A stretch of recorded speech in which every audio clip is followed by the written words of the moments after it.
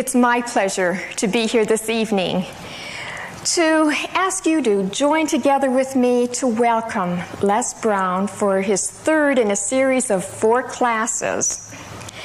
Les is one of the most inspiring motivational teachers in America today. When I heard him 3 years ago, it actually brought tears to my eyes, and I rushed one of my sons over afterwards to introduce him to Les. And my feeling was, every young person in America needs to hear this man. Because if you could start them out young, learning the kinds of ideas that he can put across so beautifully and so enthusiastically and so from the heart, it would change America.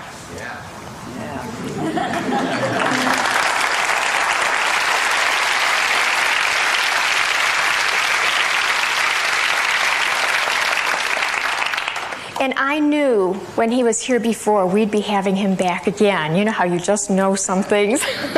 And so I'm just thrilled tonight to introduce to you Les Brown.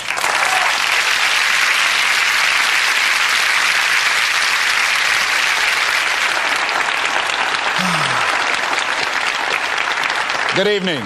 Good evening. How you doing? Great. I'll ask you how you doing. I want you to say better than good and better than most. How you doing? Better than good and better than most. I know that's right. And sometimes even better than that, right? I like to just let you know I really appreciate the opportunity to share some time with you again. Why don't you give Lenore a round of applause, please? Very beautiful personality.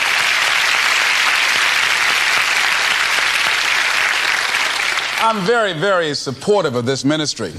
I think that Jack Boland is ahead of his time, and the people here who show a level of concern in terms of empowering people and helping them to develop the skills that are necessary to navigate through some of the treacherous waters of life is something that's very much needed. This evening we're going to be looking at how to get unstuck. I think some of you know what I mean. Sometimes we have to ask ourselves, what's using my life? Heard a guy give a lecture one time that says, we are today what we were when. And he was talking about the fact that we, to a great extent, behave, think, react because of some previous experience that we've had. One of the things that we know about life is that it is always changing. Sometimes you're up. Sometimes you're down. Sometimes things go real well, and sometimes they don't. Sometimes you're happy, and sometimes you're sad. Now that's that thing called life. And when we begin to understand and know that, accepting that reality that we will never ever have things just on an even keel all the time, that you're going to have some ups and you're going to have some downs, but during those down moments, that's where the growth takes place.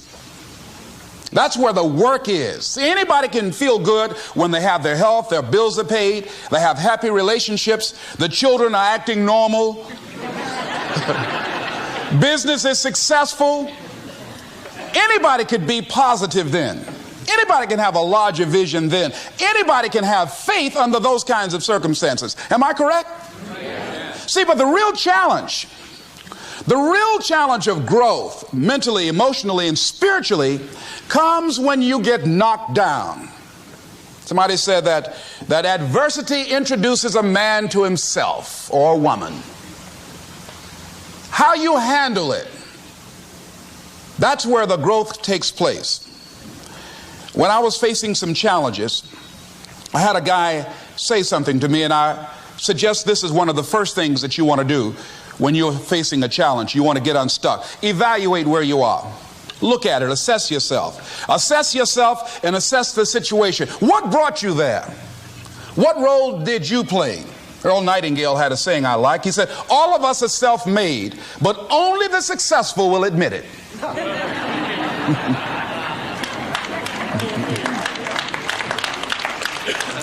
What has brought you to this point? What did you learn from it? Are you learning anything? Or are you doing it over and over and over again? Somebody said that insanity is doing the same thing in the same way, expecting a different outcome. Are you going through it, or are you growing through it? Are you bigger and better because of it? Because it's not going to leave you until you grow through it. I was going through a major challenge in my life that was wearing me out, that was using me. And one of my students told me in a class that I was teaching, Lessons in Truth, she said, Les, until you handle it with grace, it will stay in your face. And it stayed there a long time. The challenges of life. How do we get stuck? A friend of mine went through a divorce. My best friend. He had a wife that did not love him as much as he loved her. It was his first real true love.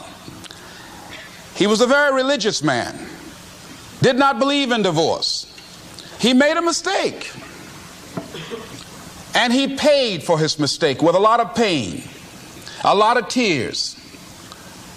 And there came to a point where he knew he should have gotten a divorce. But he was stuck. He was stuck in something called revenge. He said, she's made me so miserable, I'm going to pay her back. He was stuck. And he stayed in there longer than he should have because it began to attack him. It began to affect him psychologically. And as a result of that, when he eventually did get a divorce, he took that same attitude to other relationships, looking for something to go wrong. He was burned so badly, he did not want to risk pain again. He was going in relationships trying to avoid pain. When it became too close, he would do something to make sure the relationship did not work. He would always try and find something wrong with the person, because there are no perfect people. So if you look for it, you can find it. He was stuck in revenge. Another friend of mine, working on a job, loved the company very much, expected to retire there. And one day they called him in the office, asked him for his badge and identification, called the security man up, walked into his desk, told him he was fired and he had to leave then. He was devastated. And if you came anywhere near him, he will tell you his story, as we all have stories. Even when he got a job, he went on the job telling anybody who would listen how they fired him unjustly. And he always ended with, it wasn't fair. Life isn't fair. Life just is. It's not fair that birds eat worms, and they do. So we can't even deal with what's fair. But he's stuck in the fact that it's not fair. I don't deserve that. They were wrong. I used to be a state legislator in Columbus, Ohio. During the break, we used to go out on the front lawn of the Ohio legislature, at the Capitol there, and observe people as they came by. There was one particular person that all of us knew. The children, adults, everybody used to pick at him when he came by. We called him Chicken Man. He had a feather in his hat.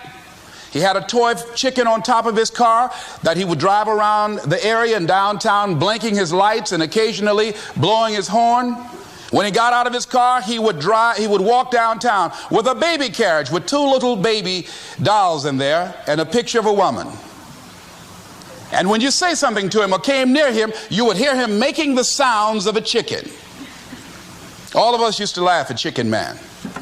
We didn't know Chicken Man's story. Chicken Man woke up one morning around 3 a.m. and his house was on fire. He panicked and he got out of the window and left quickly, only to get outside to hear his children and his wife screaming for help. He ran back to the door to go in to save them, and the flames were too hot, too awesome. He tried to get in, he couldn't get in. He was desperate, frantic. Pretty soon the cries stopped. They perished in the fire. His brother-in-law came, found out that his sister had died and his niece is in the fire, grabbed Chicken Man and started beating him. You chicken, why did you save my sister? You're a chicken, you're a chicken. When the people pulled him off Chicken Man, they picked him up and said, are you all right? And Chicken Man looked at him and he started making the sounds of a chicken. he never ever overcame that tragedy. He was stuck from that experience. None of us knew why Chicken Man went around with this picture and these little dolls.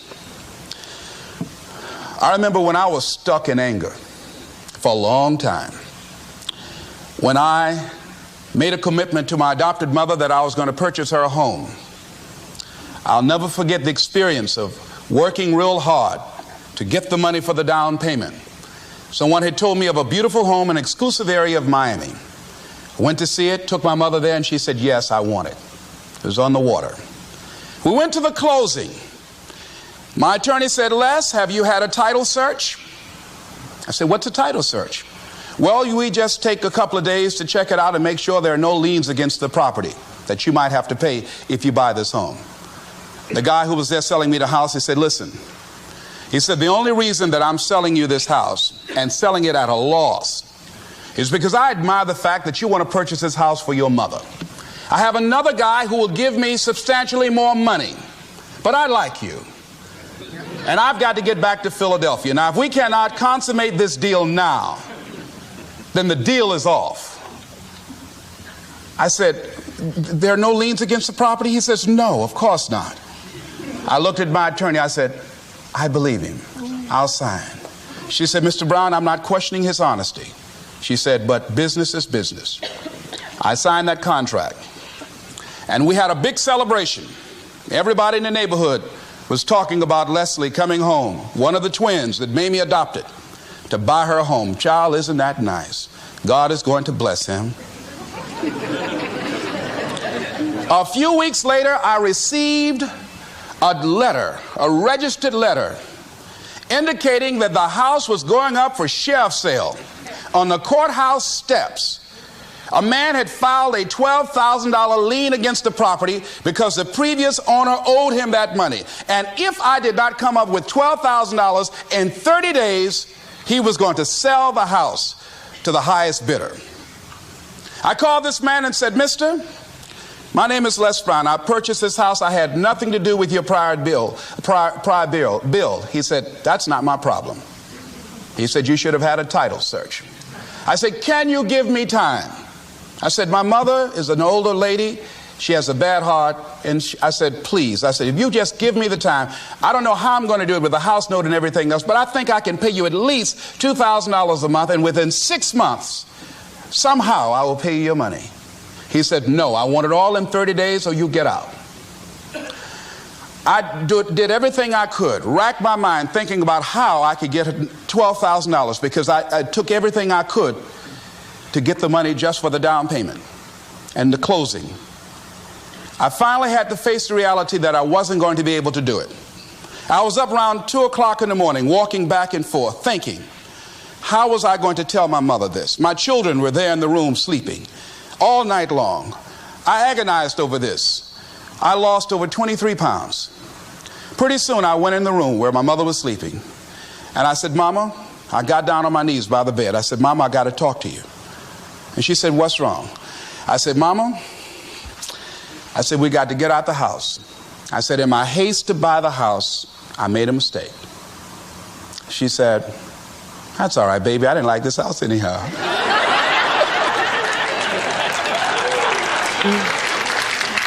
I said, Mama, you told me you loved it. I brought our friends out here to see it. She said, you know I have arthritis in my knees, and I don't like going up the steps, but I knew it made you happy. You loved it so much. I said, Mom, I've lost 23 pounds agonizing over this. Well, we had to pack up and go back to the old house down the street from Northwestern High School in Liberty City. All those neighbors who came out and saw us leave, those neighbors were there as we were coming back. We went in the house, the roaches were playing cards saying, come on in and take a hand. I was wiped out. I was embarrassed and humiliated. Words cannot encompass the symbolism of what I felt. I remember when I was unloading the furniture and I began to cry. My sister came by. You know you didn't have any money to buy no house, Mr. Big Time. Hadn't hadn't given me a quarter.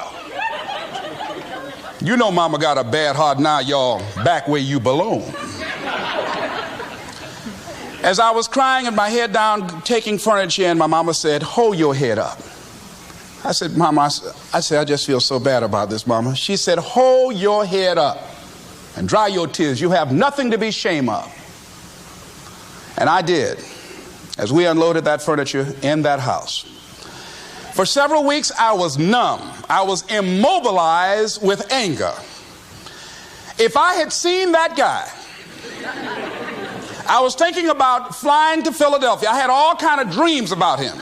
And I didn't want to hit this guy here.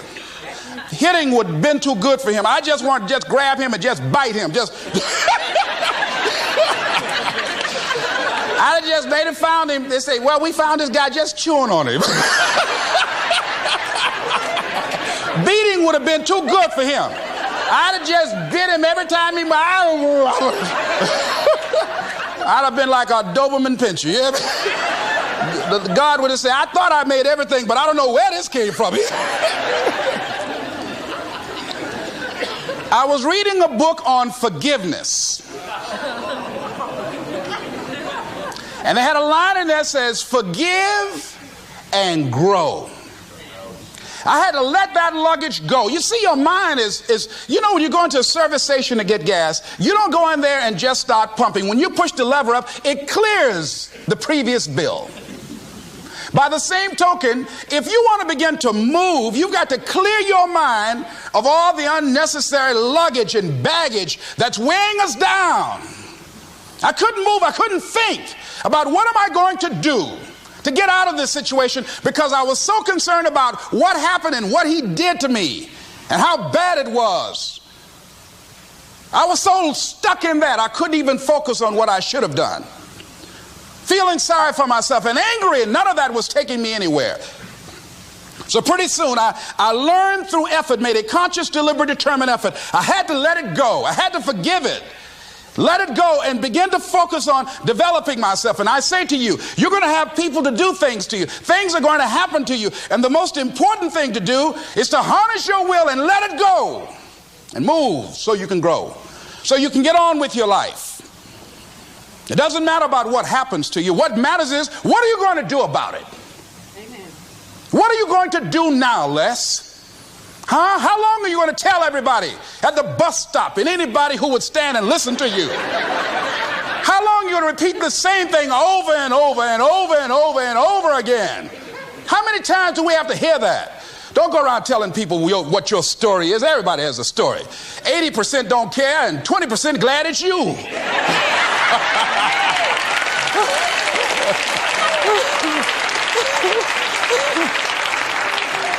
They say, I'm glad that didn't happen to me. Sometimes you think you got some problem. You hear somebody else's problem, and if their problem is real bad, it makes you feel good. Am I right? All right. So I had to let that go. All of us got stories to tell.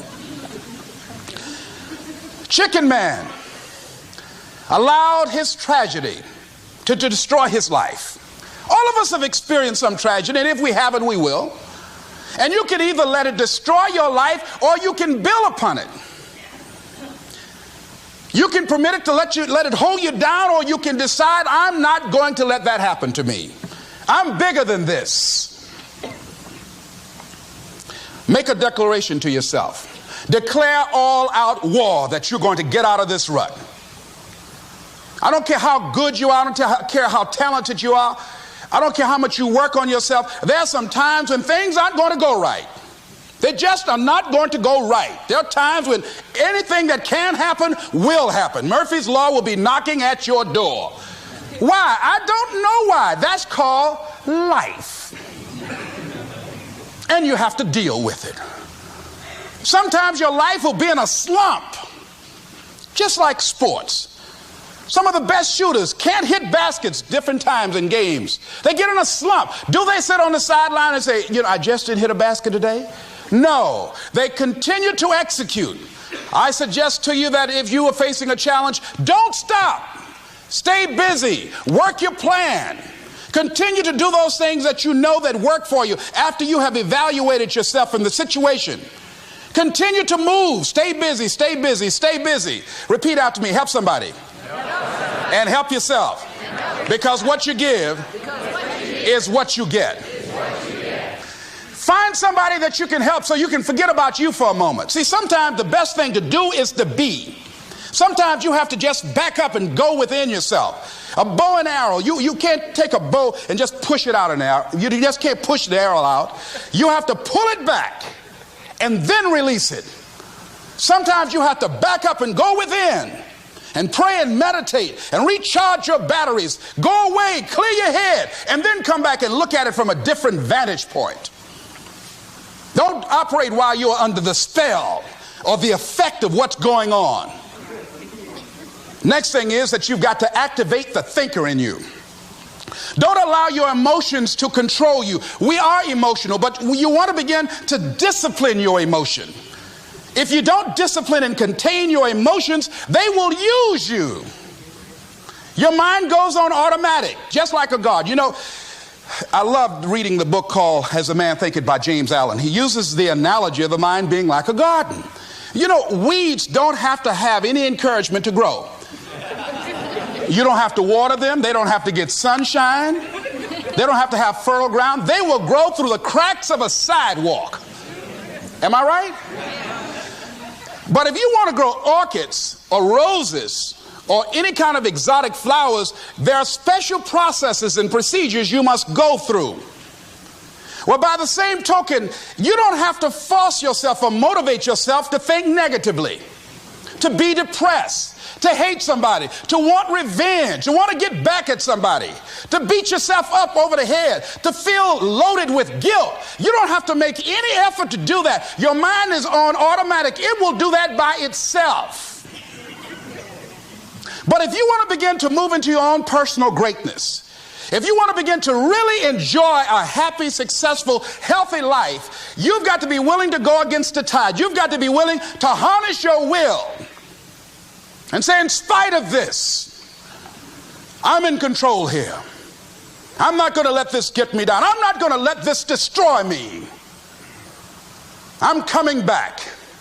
And I'll be stronger and better because of it. You have got to make a declaration that this is what you stand for.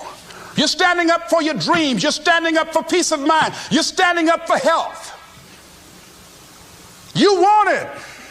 And you're going to go all out to have it. It's not going to be easy. When you want to change, it's not easy. If it were in fact easy, everybody would do it. But if you're serious, you'll go all out. So yes, I'm going to turn this situation around. I'm not going to sit back and moan and cry over what happened and what went wrong and who did what.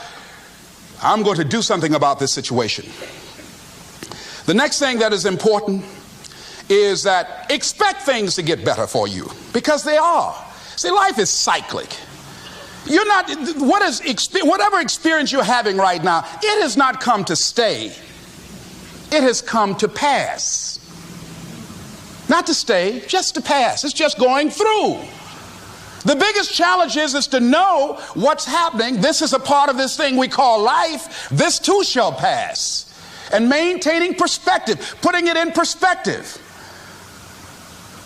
I was doing a training at a college, and it was a 2-day training during orientation. And in the training that I provide, I'm a motivational speaker, but I conduct processes in personal dynamics, where people begin to go through changes that stimulate the right and left hemisphere of the brain, enable them to see themselves differently.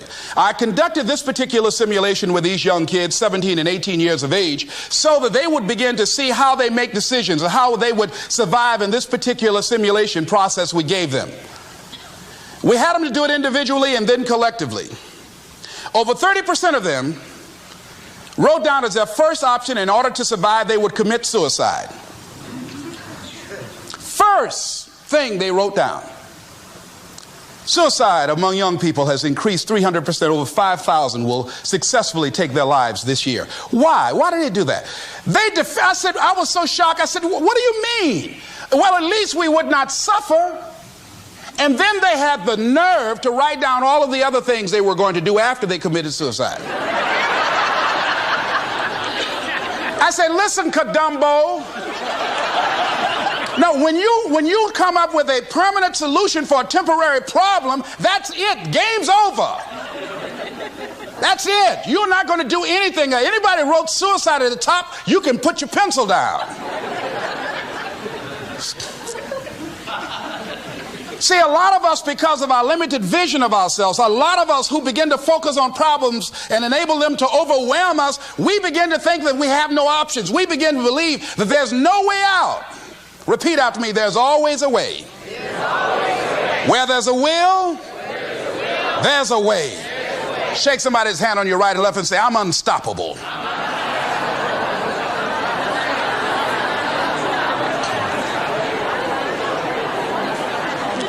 You've got to make those kind of declarations to yourself. I'm unstoppable. This will not get me down. And if I get knocked down, I'm going to be like Leo Pascal. You said you're going to have some low moments in life, but when you do, you will have high lows when you work on yourself. What are some of those things that you can do during this period of time?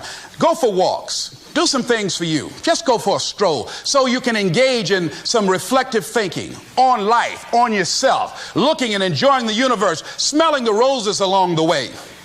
Listen to upbeat music, music that inspires you. I have oldie but goodies. I have strategies that I engage in to recharge my batteries. I'm preparing for that because I know things are going to happen that I cannot anticipate. A very good friend of mine died the other day. I had a program for myself. I have books that I read that inspire me, tapes that I listen to that fire me up.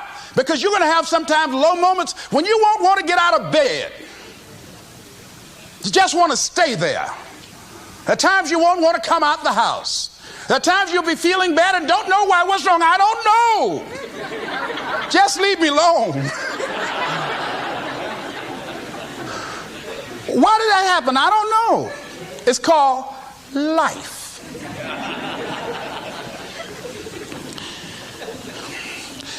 The other thing is take full responsibility for your life. Accept where you are and the responsibility that you're going to take yourself where you want to go. Someone said we have two primary choices in life. We can either accept conditions as they exist, or we can take the responsibility to change them. See, a lot of people want to exempt themselves from taking responsibility. All they want to do is talk about the problem. Every time you see them, they'll tell you their story over and over and over and over again. No. You want to take responsibility for your life. I got me here, I can get me out of this. And I'm getting out. I'm not going to be a volunteer victim. George Bernard Shaw said there are two kinds of people in life. You know, he said those that make things happen, those that watch things happen, and those that don't know what happened. And he said the people that get along in this life look around for the circumstances that they want, and if they can't find them, they make them. They create them. So part of beginning to get unstuck, you've got to decide that the behavior pattern that you have adopted doesn't work for you. You've got to change your strategies, and changing your strategy means reinventing your life. Recreating you, and you have the power to do that. You can decide that you're going to change, that you're not going to be a wimp. You can decide that you're going to stand up to life. You can decide that I'm going to live each day as if it were my last. You have the power to make that decision. You can decide I'm going to work on myself and develop myself. I'm going to empower me. And all of these things that are happening to me right now, they're just temporary inconveniences. They're not stronger than I am. I'm in charge here. Next thing is separate what you do from who you are. That's what the guilt trap is about. See, a lot of folks won't let you forget what you used to do or what you have done, what mistakes you've made. All of us have made some mistakes in life.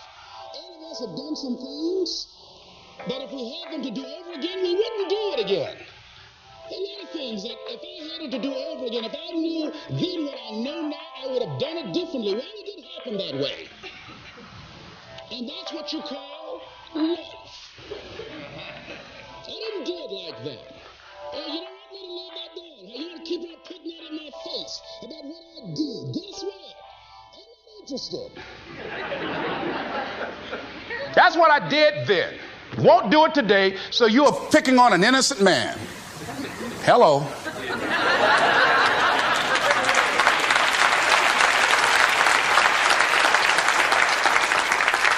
So as you're in the process of reinventing your life, write a description of the kind of person that you want to be.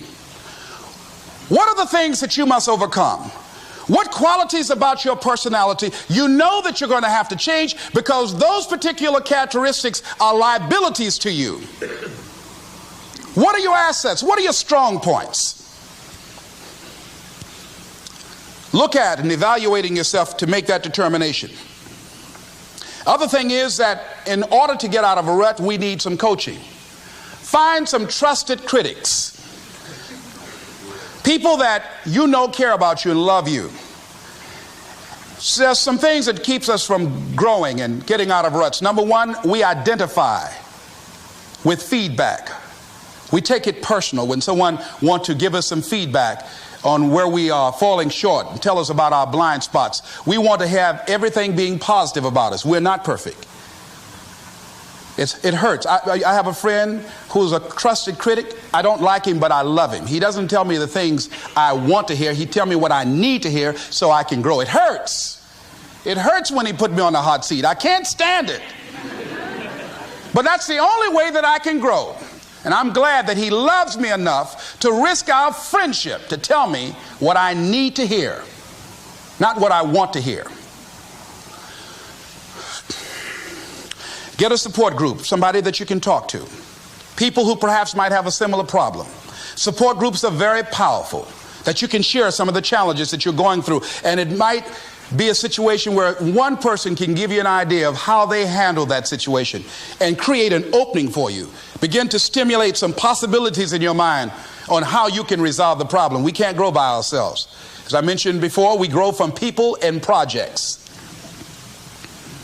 The other thing is about life, when things happen to you, when you permit things to use you, you can't change the past, but you can interpret. You can reinterpret how you see it. For years, I was going around with a heavy load on my shoulders, feeling bad because I was adopted, doing interviews for adoption agencies and foster homes. And I was on television once, and I told these people in this particular interview that I was given away, my twin brother and I, when we were 6 weeks of age. A friend of mine, fortunately, was listening to the program. And she said, Les, I'd like to have lunch with you. And so I went over to see her. She said, when a woman carries a baby for 9 months, feeling that life movement in her, it's automatic and natural for her to learn to love that baby, to expect it to come here when she bears the pain to bring it into the world. Your mother, Mamie Brown, when she came in to adopt you guys, she didn't go through that process. She looked at whoever your biological mother was and said, I'll take him. You weren't given away less. You were chosen with love.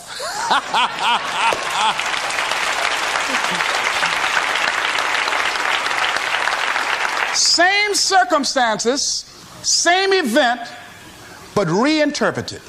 An interpretation that empowers me. Am I making sense to you? Yeah. So when you begin to look at your past, give an interpretation that empowers you. That's where I used to be. That's not where I am now. I'm growing. Now I want you to think about, in your mind right now, think about some particular event or act in your life that you feel very bad about, that you really regret that took place. If you had to do over again, you would do it differently.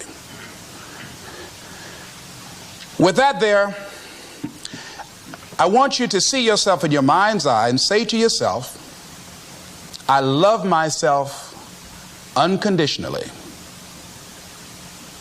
and I forgive myself. If I knew better, I would have done better. I want you to think about somebody that caused you some pain. cost you some disappointment. Somebody that you don't like. Let me tell you something about the mind, how it uses you. Tell you something super stupid that I used to do. Do you know for years I hated my mother and my father, whoever they were, because they gave me away as I thought at that point in time? And guess what? I didn't have any faces for the hatred because I never saw either one of them. And I said, I hate them for that. And then once I forgave them and said, it's okay. Had they not given me away, I would have never been blessed to have the mother that I have, who to me is the greatest mother in the world. So the universe unfolds as it should.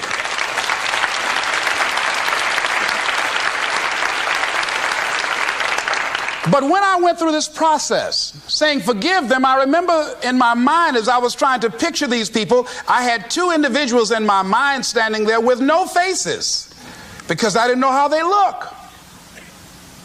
But I released that. I let that luggage go. Think about somebody that you've hurt, somebody that you've disappointed, either deliberately or inadvertently,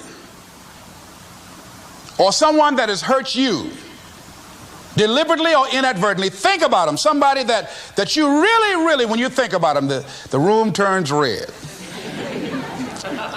Look at them in your mind's eye and say, I forgive you. I forgive you unconditionally. Whew, boy, that's a heavy load to let off. When I thought about that guy, I said, wait a minute, I can't, no, you don't know what this guy did. This was my mama. You don't know what we went through. My student said, Les, forgive, let it go. If you want to be forgiven, you better forgive somebody. None of us are perfect. All of us have made some mistakes. And it wasn't easy. It's not easy forgiving, am I right? It's hard. See, everybody won't forgive. They say, I forgive, but I don't forget now.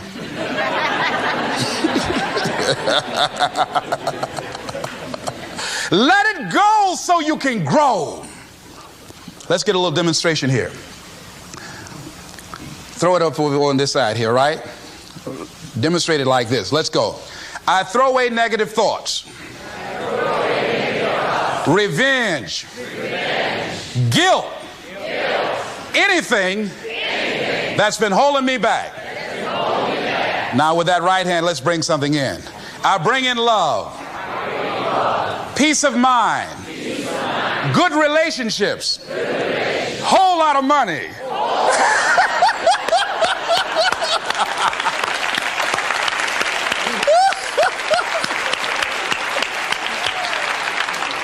I don't know why people raise their voices when we say whole lot of money. I mean, they get serious too, you know what I mean? And usually people don't use one hand, they use two hands. They try to borrow somebody else's hand, you know?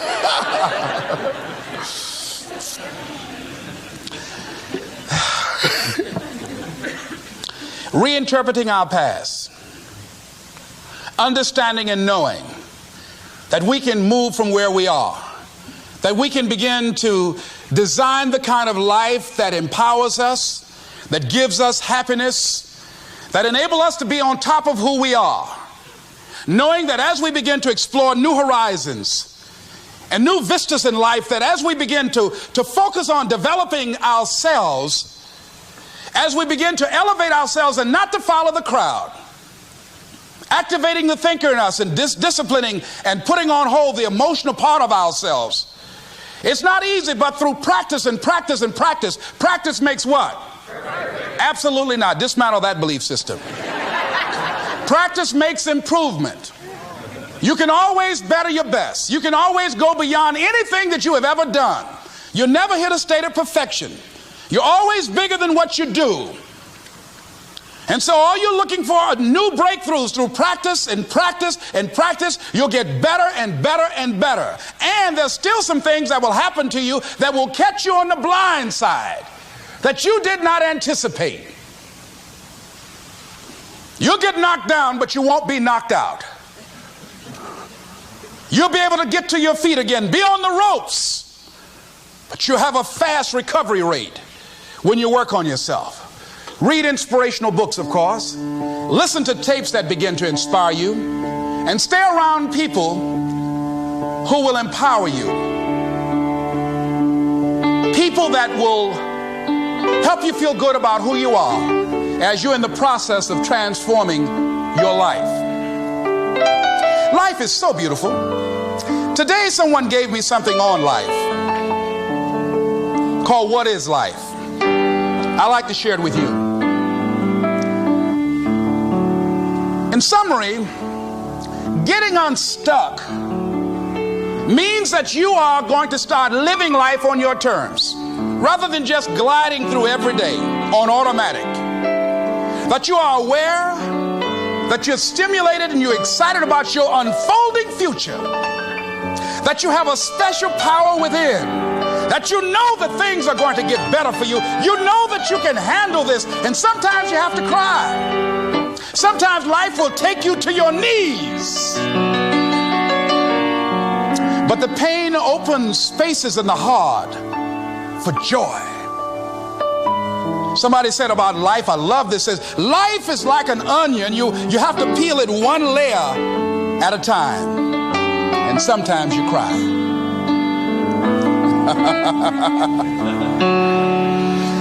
This author said about life, life is a challenge. Meet it. Life is a gift. Accept it. Life is an adventure. Dare it.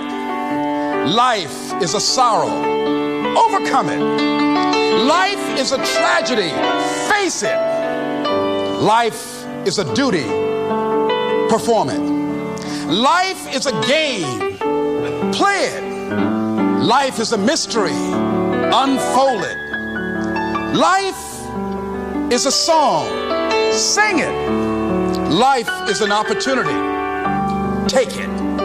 Life is a journey. Complete it. Life is a promise. Fulfill it. Life is a beauty. Praise it. Life is a struggle. Fight it. Life is a goal. Achieve it. Life is a puzzle. Solve it. Isn't that beautiful? I love that.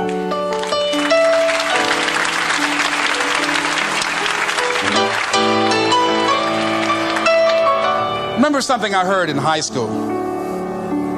It's called, I met a man today. At first I said he's Irish, for he has an Irish way.